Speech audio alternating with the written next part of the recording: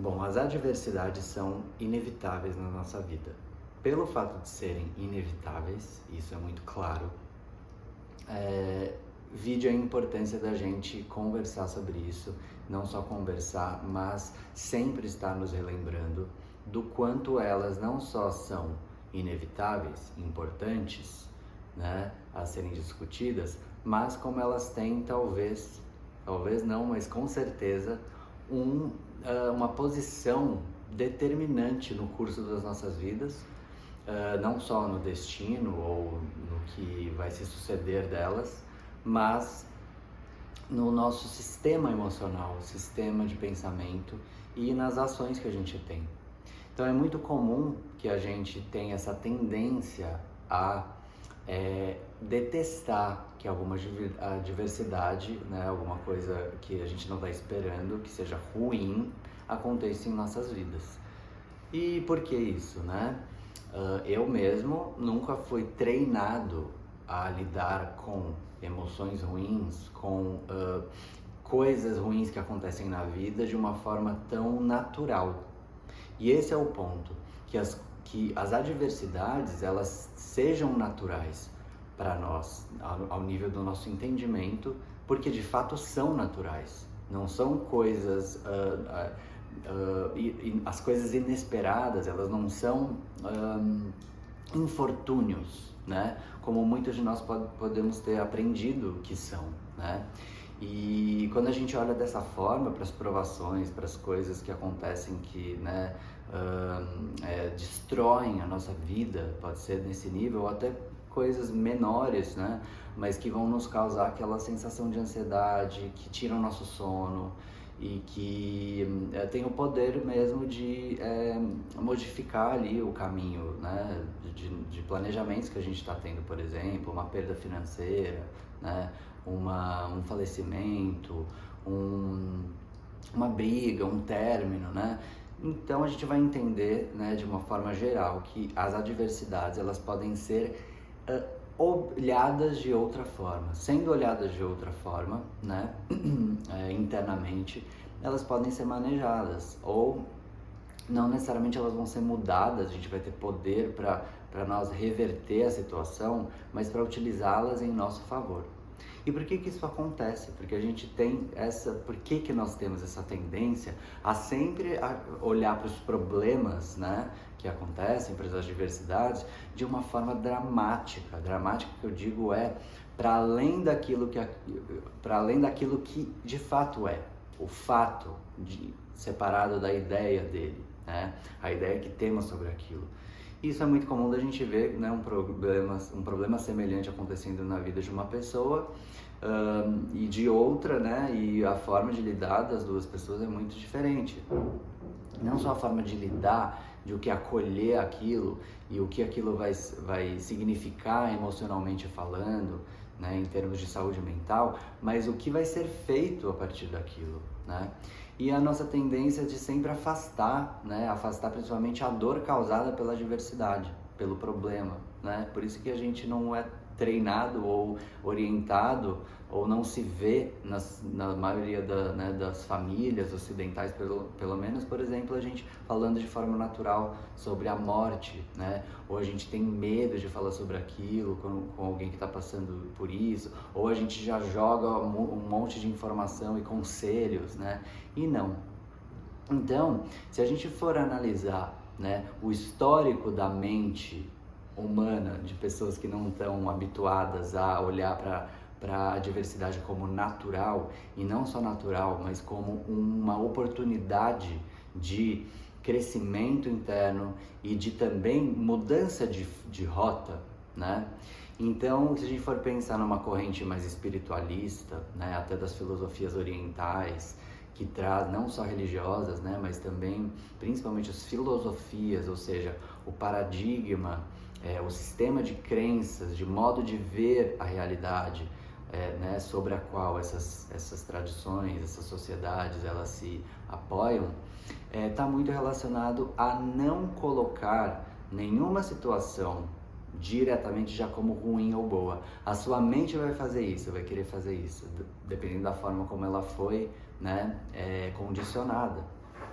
Mas na realidade, né, o que se treina, por exemplo, nessas sociedades orientais, desde criança, com a meditação, por exemplo, que é o treino da observação dos pensamentos, das emoções, antes que elas ou eles te guiem, né, ou te impulsionem para ter uma ação ou outra. Uma delas, aqui nesse caso, é olhar para um problema e se, né, entrar já nessa energia, né, ou nessa função, nessa posição de lamento, de culpabilização, né? Então algo aconteceu e nossa, a gente pode muito, né, muito facilmente, tem um perfil de pessoas que já se coloca como culpado. Nossa, eu fiz isso, eu não fiz aquilo, e agora? E aí disso, né, degringolam, né, uma série também de sensações e de conclusões.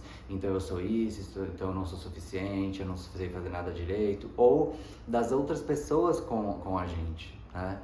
Então é muito delicado tudo isso, porque tem muitas coisas que acontecem na nossa vida que de fato, né, são adversidades externas, que são consequências de algumas ações nossas ou não ações, ou também são assim dramas muito grandes, né, destruições de vida.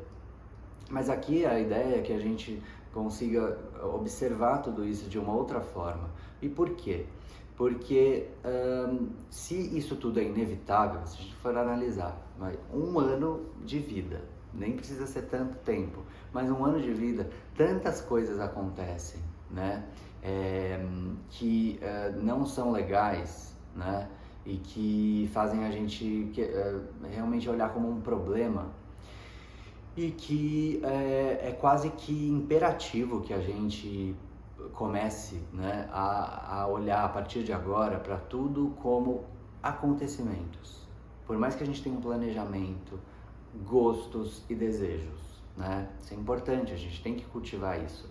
Mas sabendo que vai ser tortuoso esse caminho, né? E às vezes vai ser muito tortuoso, tão tortuoso a ponto de às vezes você, né, ter o risco de perder a visão sobre o resto do caminho. Mas lembrando que o próprio caminho é essa tortuosidade, são as adversidades também, né? Então, em primeiro lugar, isso vem de uma tendência nossa, que aí é uma influência o quê? De mídia, de família, de como foram construídas, né, a visão de mundo de nossos amigos, de conhecidos, né, que sempre aguarda pelo pior, o pior. Mesmo quando a gente está bem, ok, tá tudo certo, e a gente, né, é muito comum a gente ter aquela sensação de, nossa, tá tudo muito bem, tá estranho isso, né? E será que isso não é, de fato, adoecedor? A gente está sempre numa busca, às vezes, por algo acontecer de ruim, né? Isso vem, sim, né, das influências que a gente tem do mundo. Então a gente vê só coisas ruins acontecendo, a gente, né, a mídia, né, isso hoje, a informação ela chega para nós sempre em muito maior quantidade daquilo que está ruim, daquilo que está, né, de tragédias também. Então é como um algoritmo, a forma como a nossa mente vai se comportar é sempre aguardando por isso, né? Sempre também numa defensiva sobre né, a nossa vida e a vida coletiva. E aí a tendência ela é essa desde a nossa infância, né? Os nossos pais, por exemplo, quantos pais ou familiares não têm aquele medo extremo da escassez, de ficar sem, né? Sem dinheiro, no caso, por exemplo, ou de algo muito ruim acontecer, né? Então, claro, a gente tem que ter os nossos cuidados, né? Mas o quão isso é exagerado no sentido de isso estar determinando até a nossa forma de pensar sobre coisas que poderiam ser simples. E aí a gente acaba gastando muita energia porque chega uma adversidade, um problema, aquilo, né, atravessa o nosso peito, como tipo, nossa, acabou, e agora? O que eu vou fazer, né? E isso e aquilo, aí buscando uns culpados e tal, e vou resolver desse jeito, né, ainda imerso numa dimensão emocional. Então, um primeiro lugar disso, né, uma primeira etapa que a gente poderia seguir de uma forma bem generalista é lembrar disso. Primeiro, sentir aquilo que está acontecendo, né? A diversidade chegou, a notícia chegou, eu tô destruído, eu chorei, sei lá, né? Mas é tentar de fato, por um tempo ali, o tempo que for necessário para você, sentir aquilo e descrever aquilo. O que eu tô sentindo, né? Qual emoção é essa? E o porquê dela? Ela está relacionada a que exatamente? Porque na profundidade das coisas, da análise da emoção, ela vai estar relacionada a algo que talvez seja facilmente de a gente perceber que é ilógico. Às vezes é ilógico. Porque muitas vezes o desespero que vem em relação a uma determinada diversidade, ela está relacionada a outra pessoa, não é nem nossa, ou a nossa imagem em relação a outras pessoas, né? Ou a nossa imagem construída em relação a nós mesmos também, né? Então esse primeiro momento, quando chega o problema, e é importante, né, que a gente analise, olhe, observe o que essa situação causa dentro da gente, o que aquilo causa no nosso corpo, né? Isso pode vir como uma crise de ansiedade, por exemplo, pessoas que têm essa tendência, né? E claro, no momento de uma crise de ansiedade, muito difícil que a gente tenha essa consciência para separar, né? E para olhar para a emoção como se fosse algo não, né? Como se não fosse aquilo que nós somos. E o resultado disso, né? O que acaba acontecendo? Porque essa tendência, ela é difícil da gente quebrar esse padrão. Então você vai lá, você não vai dormir, porque você vai ficar pensando, nossa, mas e isso? E aí diversas situações hipotéticas vêm à mente, né? Isso pode acontecer e pode piorar para isso, e se eu não conseguir resolver, vai acontecer aquilo, né? Coisas que na verdade nem aconteceram, né? E então, a partir do momento que a gente sente, a gente observa os principais motivos daquela dor, daquela emoção, daquela raiva ou tristeza que aquilo causou, né? Ou se pelo menos a gente não tá bem claro o motivo, ou tá muito claro para você, não, é porque eu realmente fiz isso, né? Eu tomei essa atitude e isso obtive essa consequência, né? Ou não tomei essa decisão, ou, né? Ou não olhei que o que eu não estava fazendo ia gerar isso, né? Essa consequência diversa. E a partir do momento que a gente, né, se coloca para sentir, não foge desse sentimento, não tenta lutar contra ele, não quero sentir assim e tudo mais, né?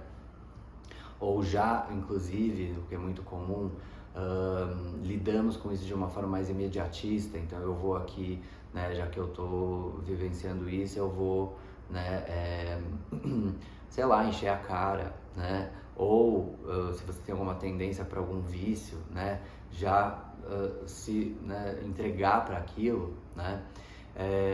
Enfim, sentir isso. Não é fácil, mas existe uma ferramenta maravilhosa que vem também desse treinamento emocional, né, da mente, que é a meditação, né? Isso é uma prática, uma disciplina, né, que a gente tem que ter, às vezes nem para essa diversidade que você está vivendo agora, mas para as próximas que vão vir. Porque uma certeza essa diversidade ela vai passar, isso é uma certeza. E no momento que a gente está no centro do furacão da diversidade, né, ou no início, a gente não tem a clareza para pensar sobre isso, para relembrar, na verdade, que como todas as diversidades do nosso passado foram resolvidas de alguma forma, outras não, né, claro, mas muitas delas foram, e quantas delas não transformaram a gente para melhor, né? Então, quando a gente treina a mente a observar tudo isso, primeiro a sentir, né? Sentir o inferno que se instalou dentro de você a partir daquilo. Em primeiro lugar, né? Não fugir daquilo. Você não você não é também esse inferno e você não vai viver nele para sempre. Se a gente for analisar de forma né, mais ampliada mesmo, não tem como. E a partir disso, quando a gente está conseguindo separar a emoção, aí que a gente perde menos energia, ou seja, a gente na verdade não perde menos, a gente economiza mais energia mental e emocional, que está tendo uma produção hormonal de estresse também grande, né? A mente não está separada dos processos fisiológicos, e esses processos fisiológicos eles vão sim gastar energia do nosso corpo. Com pouca energia, ou seja, muitos pensamentos, né, a gente também não tem energia para novas ideias, para ter espaço para o quê? Escolher. E aí que vem um terceiro estágio, né, desse processo. Então o primeiro seria da gente sentir, se permitir sentir, mas não ficar ali. Um segundo estágio seria, que eu digo, a meditação. A partir do momento que você não está tão misturado com as emoções que aquilo causou, então vamos agora iniciar um treinamento, que pode ser por respiração, pode ser uma meditação clássica mesmo, né, de observação da mente, para que ela não pegue a gente de novo, né, e jogue o osso pra gente ir lá atrás dela novamente, como acontece, como é uma tendência nossa. E dentro desse processo da meditação, que a gente observar os pensamentos que aquilo cria, que essa situação que a gente está vivenciando cria, é saber também direcionar. Então a gente precisa agora de energia para resolver esse problema, né? Ou para pedir ajuda, para ter coragem às vezes de pedir ajuda, porque às vezes a solução das diversidades está no falar, né? Falar sobre aquilo, falar, mesmo que aquilo gere alguma vergonha, por exemplo, pode estar relacionado a isso, né? Claro que é delicado, a gente tem que analisar isso de cada caso, né? Mas um terceiro estágio seria o quê? Da ação, né?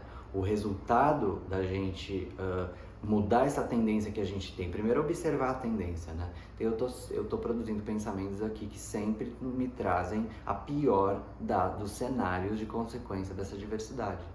E aí, trazendo também as filosofias orientais, entrando nesse terceiro estágio, né? Uma delas é o taoísmo, que fala sobre o não fazer, a não ação, né? A não ação está relacionada não a você, tudo bem, entreguei os pontos, mas não, da gente primeiro observar, né? E deixar que a mente aconteça. É você não querer agir já, que a primeira ação ela é a ação emocional, né? Mental, reatividade, ou o culpado é esse, já vai lá, ou o culpado eu sou mesmo e já já acabo, né? Me autodestruo com isso. E a partir disso, né, é o resultado. Então o resultado de todo esse processo, esse caminho, ele acontece numa escolha. Aí que nós percebemos que a gente está escolhendo a forma como a gente lida com as coisas, né? Isso, claro, existem as exceções, tá? Estou falando de uma forma geral para problemas e como eles estão sendo decodificados e digeridos por dentro de nós. Então, essa escolha está relacionada, na verdade, ao que aquelas emoções vão fazer com a gente, né? Para onde elas vão nos direcionar. Então isso aconteceu, ponto, fato, o fato é esse. O que eu sinto em relação a esse fato é um outro fato também, mas um fato mais subjetivo. Tudo bem, sinto isso, aquilo e isso me gera tal emoção, me gera tal vontade também de fazer isso, aquilo, outro, de falar isso, aquilo, outro, né? E ok, quando você tem isso em perspectiva, você tem como se fosse uma tela, né, na sua frente, em que você pode, sim, com treinamento, retirar um, colocar o outro, transformar este outro aspecto também.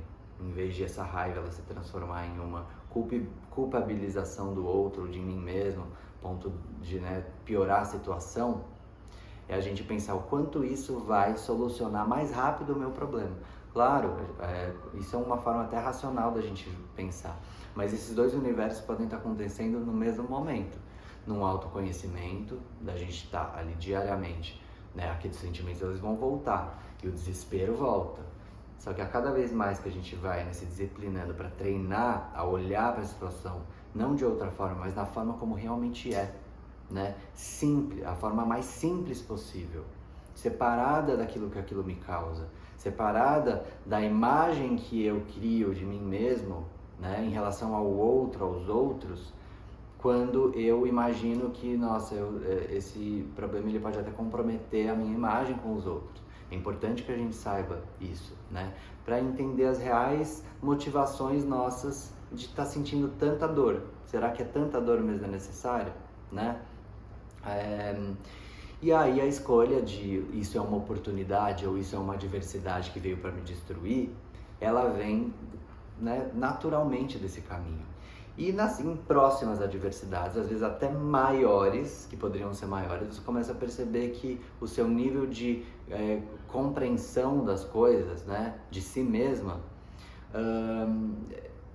é um fator positivo até, né, e que te fortalece para enfrentar qualquer adversidade, né? Então, dentro desse aspecto, né, a gente tem essa prática, né, da gente entender o quanto, em primeiro lugar, que nós estamos tendenciados a olhar para um problema, uma adversidade, como algo péssimo, ruim, que não deveria acontecer, né? Se você tem ainda uma crença ou alguma visão mais espiritualista, no sentido de, nossa, tudo acontece por um motivo, tem muitas pessoas que falam isso, esses termos também estão caindo, às vezes, em banalização, né? Porque, né, também existe aquela questão da positividade tóxica que a gente tem que tomar cuidado, né? Não é esse lugar também que, nossa, então tudo vai acontecer. Aí isso pode até te colocar num lugar de não ação, numa ação, ou de estagnação também, né? Não é que tudo é maravilhoso então, e tudo é bom, e tá tudo certo. Não, né? Aí que vem a gente entender que nós somos humanos e que, eu entendi que isso me causa essa dor, né? Não queria que estivesse acontecendo isso, é de fato muito chato, né? Que droga isso que está acontecendo, mas não precisa isso ser maravilhoso, ou nossa, não, tô positivo, isso também é uma forçação de barra interna, né? Que não é legal e que esconde às vezes o problema, esconde a questão, né? Se você acredita que aconteceu por algum motivo mais, né, subjetivo ou elevado ou até espiritual, maravilhoso, né? Então você vai também decidir que aquilo, a partir de agora, eu vou aprender com isso, né? Mas cuidado, né, para perceber se isso não é uma fuga também, porque se novamente acontece, né, uma situação semelhante, inclusive, e você está sendo, na verdade, você está se colocando sempre no mesmo lugar, né, diante de uma nova diversidade, ou seja, novas ações não surgem, novas formas de pensar, novos pontos de vista não surgem através daquilo, então aí é tóxico, porque está te deixando no mesmo lugar, né? O parâmetro que a gente vê quando a gente está fazendo escolhas diante de uma diversidade, escolhendo que ela seja uma oportunidade, é quando algo acontece de novo, né? Ou algo muito semelhante, ou uma outra diversidade, né? O problema muito grave, e a gente lida com aquilo de uma forma diferente do que anteriormente, né? Ou a gente não só lida de ações novas, mas de uma gestão dessas emoções de uma forma diferente, né? Para que aquilo não invada a sua energia, invada a sua vida, a sua imagem de si mesma, de si mesmo, o seu lugar no mundo, né? De uma forma ruim. Isso pode acontecer muito, por exemplo, pessoas que perdem empregos, ou que estão tentando há muito tempo, né, alguma coisa e são perseverantes ali, persistentes, mas putz, nunca dá certo e tal. Mas e como, né? Por que nunca dá certo? O que está envolvido naquilo, né? Será que a gente está sempre tomando as mesmas ações, ou ações muito parecidas umas das outras, apesar de pintadas de outras formas, né?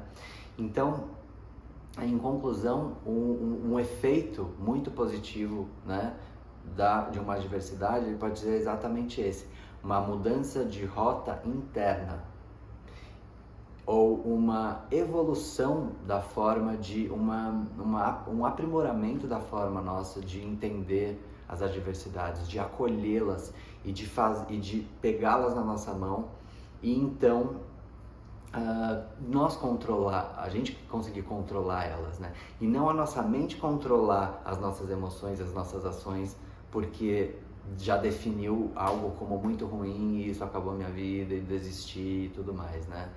Então, é sempre, no fim também, outra reflexão importante quanto mais flexíveis a gente está se tornando, né? Quanto mais pontos de vista e novas ações, novas formas de ser e de desenvolver ações estão sendo agregadas na nossa vida através das adversidades, né? Mas a gente tá treinado também em próximas que vão acontecer, que são inevitáveis, de aquilo não nos dominar, né? Não fazer que a gente desista até dos nossos sonhos, ou desista em situações muito complexas mesmo, em que tudo está parecendo perdido mesmo, né? Mas será que quando tudo está parecendo perdido, não é exatamente uma motivação que pode ser encontrada ali para, quando tudo está perdido no caso, né? Que é um lugar mais extremo, mudar toda a rota da minha vida, né? Isso pode ser feito aos poucos também, né? Então é isso que eu vim refletir aqui com vocês hoje.